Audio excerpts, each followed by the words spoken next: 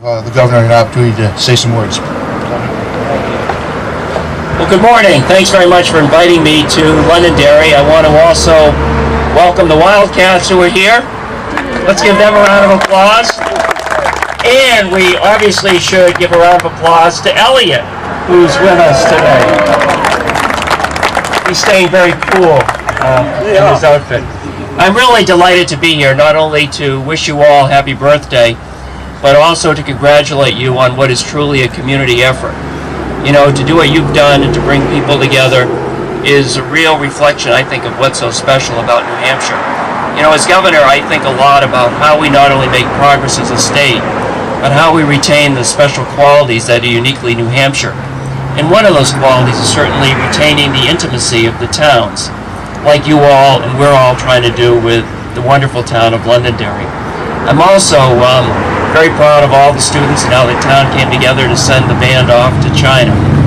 I'm not sure what they're doing right this moment, but again, that was another example of the community effort to really make a difference in the lives of those kids and parents and teachers as they go off and represent not only Londonderry but also New Hampshire.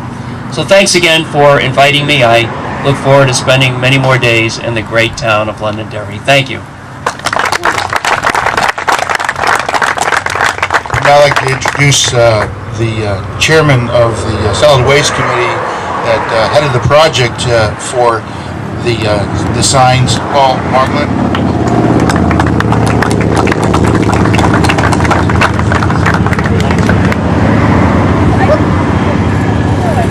Thanks so much for everybody for coming today. What a great day for an outdoor celebration. I can't tell you how many days I was praying for sun today, so this is wonderful. Thanks to the vicar, Chet Ham. And somebody asked me, Paul, of all the anniversary years you could pick for a celebration, why year number 286? Not exactly a round number. But the truth of the matter is, we didn't so much pick that as that picked us. Okay. And more than anything, the signs here are meant to be an expression of the pride we have in our community. To a large extent, many of the blessings Londonderry enjoys today are due to a rich past filled with the efforts of those who came before us. So we're delighted to unveil the first welcome sign on the anniversary of the King of England giving us a charter, 1722, to the settlers in Nutfield, which was the beginning of the township of Londonderry. The story starts way back in 1629 when a minister named John Wheelwright bought this land from the Indians. 90 years later, the settlers arrived and purchased it from his grandson, and the rest, as they say, is history. I'm delighted to have Marilyn Hand with us today, who's going to share with us some of the highlights of Londonderry's colorful past. Marilyn lived in Londonderry as a child in the 1930s and returned in 1969 with her husband Chet and 3 children. Many know her as a former nurse at North School. She's a founding member of the Heritage District Commission, the Barn Tax Relief Assessment Program, the Demolition Delay Committee, and she's made many videos with the Historical Society, as well as being one of the researchers and composers of the book Images of America, Londonderry. In 2005, the Town Council appointed her Town Historian, Marilyn Hand.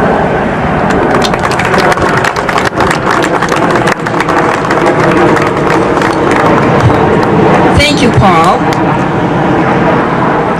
Governor Lynch and citizens, all you citizens, welcome to Londonderry, New Hampshire. History is being made today, as we all are part of it. This welcome sign to Londonderry is a symbol of our past, our present, and our future. Because on April 11th of 1719, the male members of 16 Scottish families, and the children and women also, came from Londonderry, Ireland, and arrived in the West Running Brook area of what is now Derry, after they had spent a very harsh winter in the area of Portland, Maine. Now this band of merry, very hardy settlers established a community they called Nutfield, so named due to an abundance of trees such as walnut, hickory, butternut, oak, and chestnut.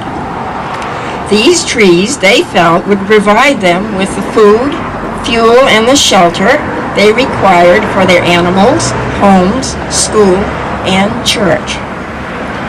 It was a large tract of land that included present-day Londonderry, Chester, Derry, Windham, and parts of Salem, Pelham, Hudson, Litchfield, and Manchester. On June 21st, 1722, 286 years ago today, the settlers received their charter, a document granting them privileges from King George of England. The charter was granted to them under two conditions. One, an annual payment of a peck of potatoes would be made to the king.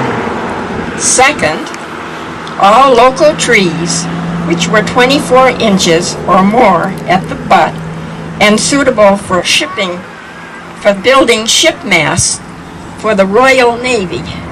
They were really reserved just for that Navy.